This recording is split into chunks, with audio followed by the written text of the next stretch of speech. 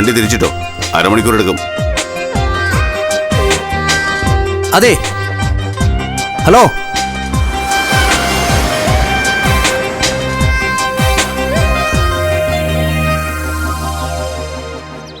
ആരെ കാണാനാ? നാഗരാജ് അല്ലേ? അതെ സർ. തമ്പിസാറിന്റെ ആരെങ്കിലും ആണോ? ഇയാള് കാസർഗോഡുകാരനല്ലേ? അതെ സർ. പാണത്തൂർ? അതെ. ഇവിടെ കാണണം, എങ്ങും പോകരുത്, എനിക്ക് ആവശ്യം വരും.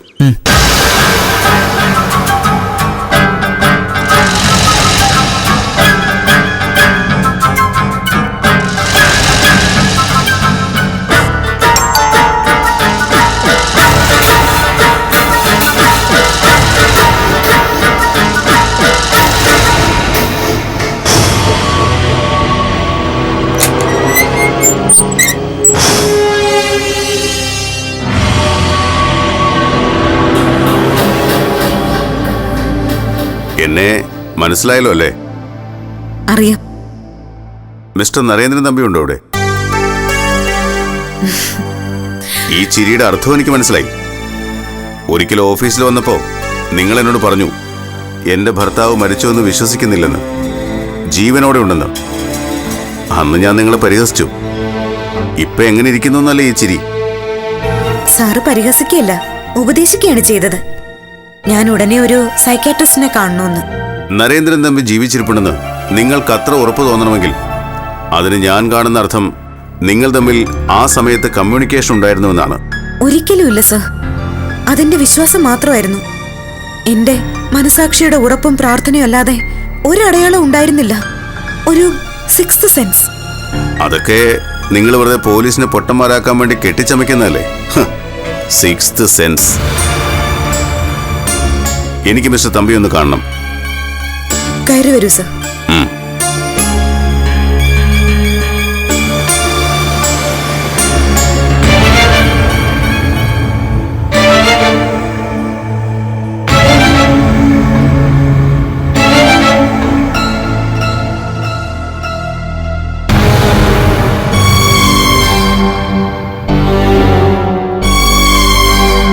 സാർ, സാറിന് എന്നെ കുറിച്ചുള്ള സംശയങ്ങളൊന്നും തീർന്നില്ല എന്ന് തോന്നുന്നു. അല്ല, നോട്ടം കണ്ടിട്ട്? ഇല്ല, തീർന്നില്ല.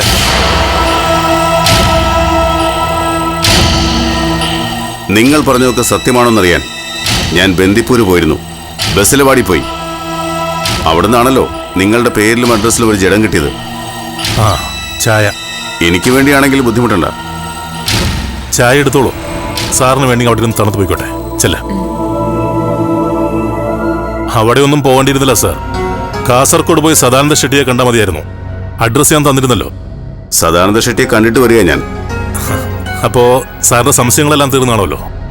ഷെട്ടിയോട് ചോദിച്ചാൽ എന്നെ കാസർഗോഡ് കൊണ്ടുവരുന്നതിന് മുൻപുള്ള 2 മാസം ഏതോളു സങ്കേതത്തിലാണ് താമസിപ്പിച്ചതെന്ന് അറിയാൻ പറ്റും. കർണാടകയിലെ ഒരു വനപ്രദേശമാണെന്നാണ് എന്റെ ഊഹം. മതി. സദാനന്ദ ഷെട്ടിക്ക് നരേന്ദ്രൻ തമ്പി എന്നൊരാളെ അറിയില്ല.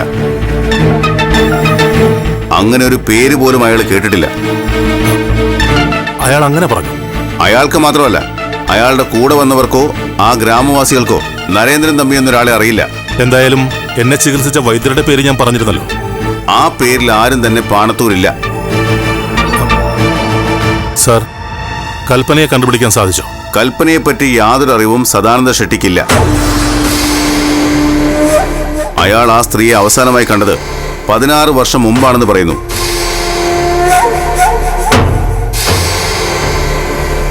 സർ, ഞങ്ങളെ തടങ്കൽ വെച്ചിരുന്ന പഴകി ജീർണിച്ച ബംഗ്ലാവ് കണ്ടിരുന്നു. പയസ്സനി പുഴയ്ക്ക് അക്കരെ ഗ്രീൻലാൻഡ് എസ്റ്റേറ്റിനോട് ചേർന്ന് കുറ്റിക്കാട് പിടിച്ച കുന്നിൻ മുകളിലുള്ള പൊളിഞ്ഞ കെട്ടിടം അല്ലേ? അതെ സർ. അവിടെ ആരും താമസമില്ല. ആ ഭാഗത്തുകൂടി പകൽ പോലും ആൾ സഞ്ചാരമില്ല.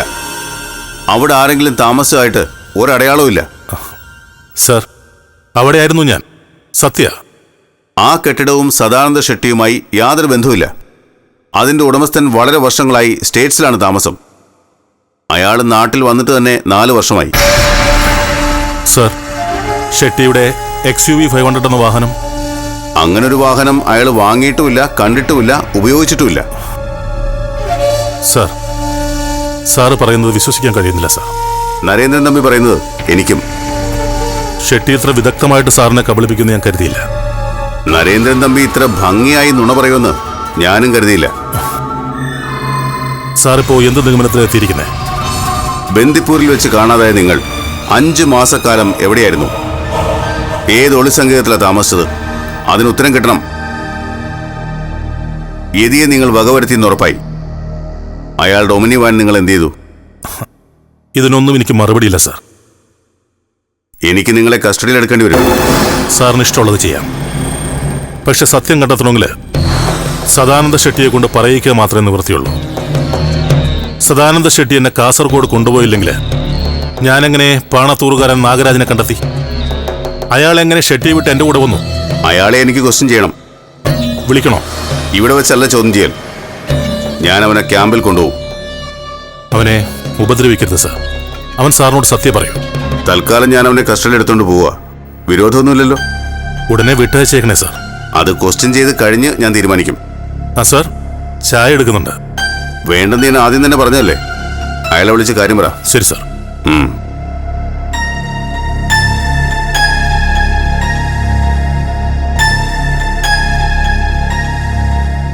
നാഗരാജ്,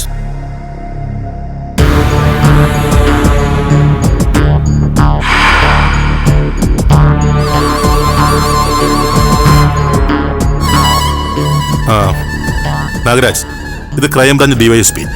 നിന്നോട് ഇദ്ദേഹത്തിന് എന്തൊക്കെ ചോദിക്കാനുണ്ട്. അതിനുവേണ്ടി ഇപ്പൊ നിന്നെ ക്യാമ്പിലേക്ക് കൊണ്ടുപോവാ.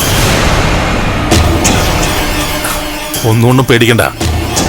സത്യം മാത്രമേ പറയാവൂ. ചോദ്യം ചെയ്ത് കഴിയുമ്പോൾ നീ ഇങ്ങോട്ട് തന്നെ തിരിച്ചു വരണം. പേടിക്കണ്ട. ശരി, വീണ്ടും കാണാം. ശരി സാർ. പോവാം, നടക്ക.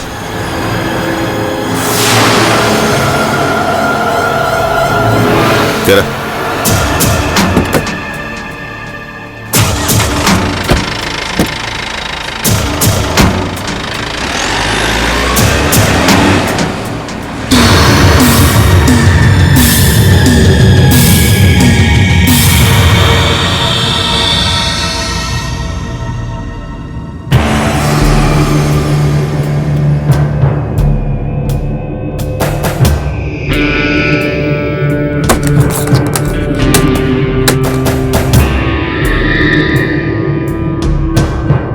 തന്നെ ആരാ ഇങ്ങനെ കള്ളം പറയാൻ പഠിപ്പിച്ചത്? ആരും പഠിപ്പിച്ചിട്ടില്ല സാർ. തന്നെത്താൻ പഠിച്ചതാണോ? കള്ളം പറയാൻ ഞാൻ പഠിച്ചിട്ടില്ല സാർ. എടോ, പിന്നെങ്ങനെയാടോ എന്റെ ചോദ്യങ്ങൾക്കെല്ലാം താനിങ്ങനെ കൃത്യമായിട്ട് ഉത്തരം പറയുന്നേ? നാക്കെടുത്താൽ സത്യം മാത്രം പറയുന്നവർക്ക് പോലും തെറ്റുപറ്റും. ഞാനിങ്ങനെ തിരിച്ചും മറിച്ചും ചോദിച്ചിട്ടും തനിക്കൊരു തെറ്റും പറ്റുന്നില്ലല്ലോ. നല്ല അഭ്യാസ ബലമുണ്ടെങ്കിലേ ഇങ്ങനെ പഠിച്ചത് തന്നെ പറയാൻ പറ്റൂ. ഞാനൊന്നും പഠിച്ചിട്ടില്ല സാർ. അത് നുണ. ആരാ ഇങ്ങനെ കാണാപ്പാടം പഠിപ്പിച്ചു വിട്ടത്? നരേന്ദ്രൻ തമ്പിയാണോ? തമ്പി സാറ് സത്യം മാത്രമേ പറയാവൂ എന്നാ എന്നോട് പറഞ്ഞത്. സാറും കേട്ടതല്ലേ? തന്നെ കൂടി ഞാൻ തോറ്റല്ലോ.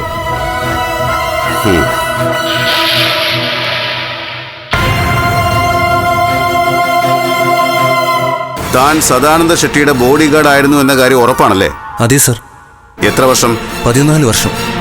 14 വർഷം തനിക്ക് ചോറ് തന്ന യജമാനെ ചതിച്ചിട്ട് കടന്നു കളഞ്ഞ തന്നെ വിശ്വസിക്കാൻ കൊള്ളാവടോ? എനിക്ക് ആ ജീവിതം മടുത്തിട്ടാ സാറേ. എന്നാലും 14 വർഷം സേവിച്ചവനോടുള്ളതിനേക്കാൾ കൂറ് ഇന്നലെ കണ്ട നരേന്ദ്രൻ തമ്പിയോട് എങ്ങനെ ഉണ്ടായടോ? അദ്ദേഹം ഒരു നല്ല മനുഷ്യനാണെന്ന് തോന്നി സാർ. നല്ല മനുഷ്യരെ തനിക്ക് അത്രയ്ക്ക് ഇഷ്ട?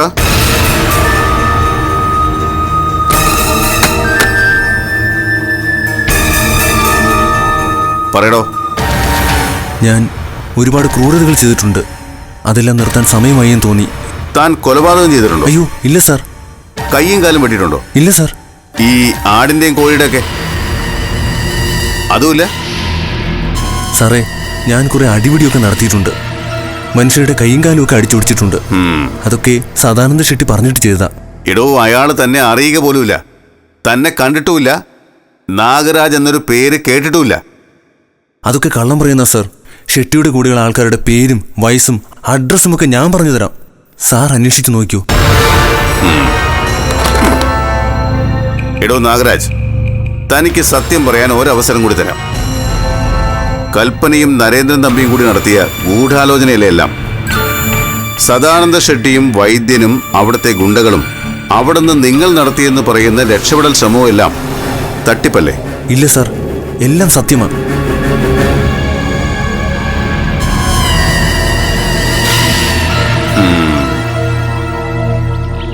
ഇല്ലല്ലോ, ഞാൻ പാർട്ടി ചെയർമാനായിട്ട് സംസാരിച്ചിട്ടുണ്ട്. ആ ശരി ശരി, ഞാനേ പിന്നെ വിളിക്കാം. ഒരു അത്യാവശ്യമായിട്ട് നിൽക്കാം.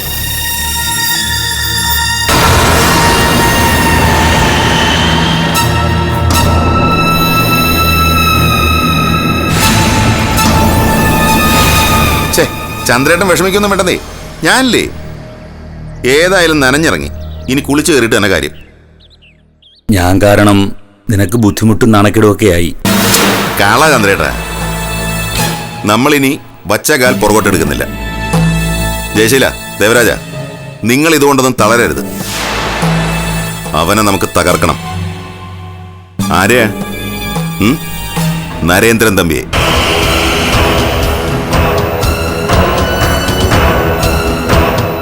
അയാളിപ്പം നിങ്ങളുടെ മാത്രം ശത്രുവല്ല, എന്റെയും കൂടി ശത്രുവാ. എനിക്കിത്രയും കാലം രാഷ്ട്രീയ പ്രതിയോഗികൾ മാത്രമേ ഉണ്ടായിരുന്നുള്ളൂ. ആദ്യമായിട്ടാ ഗോതയ്ക്ക് പുറത്തുനിന്നൊരു ശത്രു.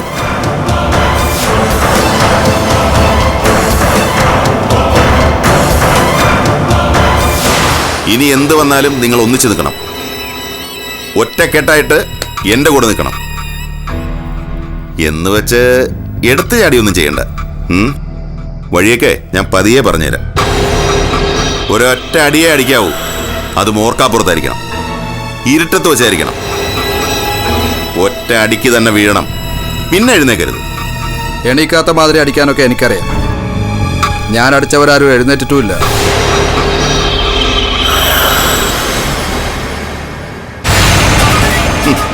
എടാ, വീരവാദം പരമാവധി കുറയ്ക്കുക. ചെയ്യാനുള്ളത് ചെയ്തിട്ട് മിണ്ടാതിരിക്കുക. അതാണ് ബുദ്ധിമാന്മാരുടെ വഴി. കമ്പി വടിക്കും പത്തലിനും വെറും കൈ കൊണ്ടും തമ്പിയെ അടിക്കുന്ന കാര്യമല്ല ഞാൻ പറഞ്ഞത്, ബുദ്ധി കൊണ്ടടിക്കുന്ന കാര്യം.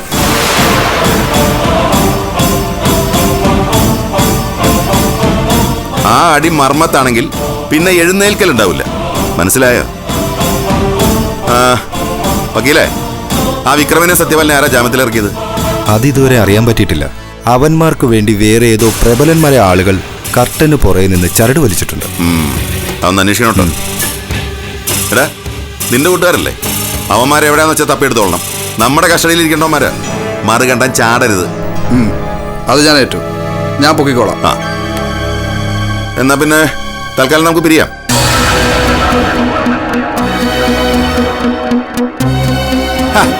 ധൈര്യമായിട്ടിരിക്കണോ, ഇതൊരു കളരിയല്ലേ.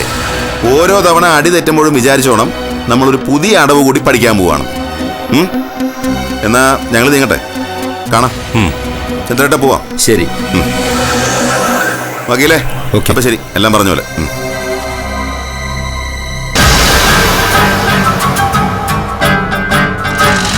കേറി ചന്ദ്രേട്ടാ, കേറ.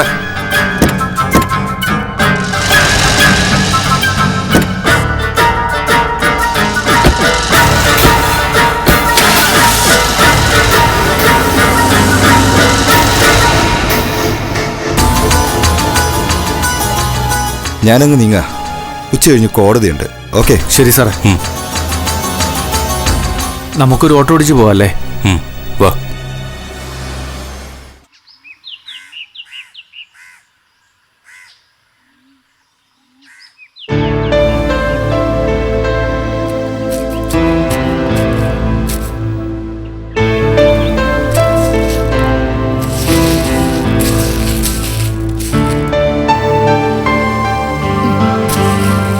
അമ്മേ, അമ്മേ, അമ്മേ, ദേ ഇത് ഉണങ്ങിയൊന്നും നോക്കിയേ. ഇത്രയും മതി, ഇങ്ങെടുത്തോ.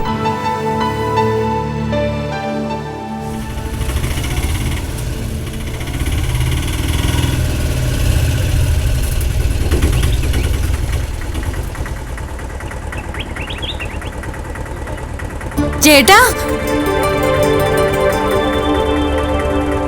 അമ്മേ, ഇങ്ങോട്ട് വന്നേ, അവര് വന്നു. ചേട്ടാ, നീ എങ്ങോട്ടാ ഈ ഓടി കയറുന്നേ? ഞാനിങ്ങ് വന്നില്ലേ?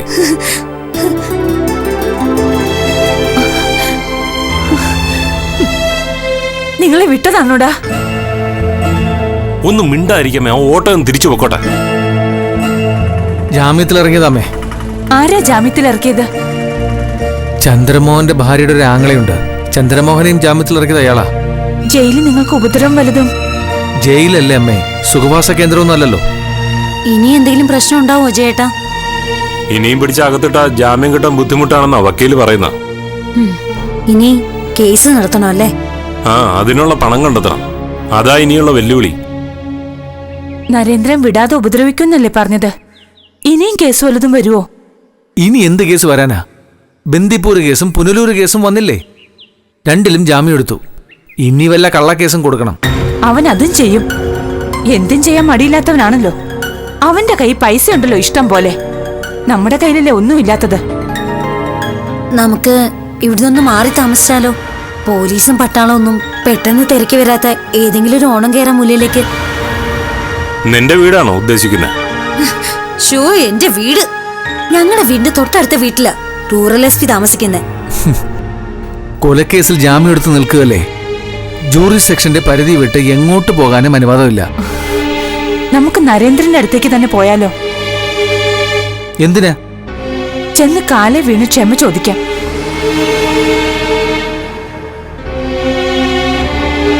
എന്നാൽ എന്താ ഗുണം? എടാ, അവന്റെ ഭാഗത്തുനിന്ന് ഇനി ഉപദ്രവമൊന്നും ഉണ്ടാവത്തില്ലല്ലോ. പോകുന്നവരൊക്കെ പൊയ്ക്കോ, ഞങ്ങളില്ല. ഞാനും ചേട്ടനും. അവിടെ ചെന്ന് കാല് പിടിച്ചാ അയാളുടെ ചെരുപ്പ് നക്കിക്കോ അയാള്. ആയുഷ്കാലം മുഴുവൻ അടിമകളെ കൊണ്ട് ചെയ്യിക്കുന്ന പോലെ പണിയും ചെയ്യിക്കും. എവിടെയായാലും ജോലി ചെയ്യാതെ ജീവിക്കാൻ പറ്റുമോ? നിങ്ങൾ പൊയ്ക്കോ, അമ്മയും മോനും കൂടെ. തമ്പി അങ്കിൾ ഇനിയും നമ്മളെ ഉപദ്രവിക്കും. ആ കാര്യത്തിൽ സംശയമൊന്നും വേണ്ട. ഇനി ഉപദ്രവിച്ചാ പണി ഞാൻ കണ്ടിട്ടുണ്ട്. തട്ടിക്കളയും അയാളെ. ഞാൻ മാത്രം കഴിവരുത്തി കയറിയാൽ മതിയല്ലോ.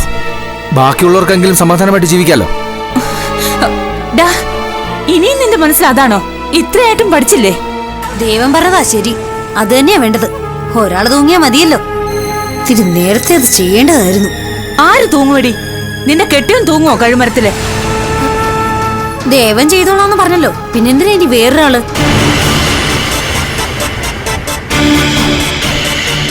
ഒന്നുകിൽ രണ്ടും കൽപ്പിച്ച് എന്തെങ്കിലും ചെയ്യുക, അല്ലെങ്കിൽ ചെന്ന് തല കുമ്പിട്ട് സമസ്ത അപരാധങ്ങൾ ഏറ്റുപറഞ്ഞ് കീഴടങ്ങുക. രണ്ടിലൊരു വഴിയേ ഉള്ളൂ ഇനി.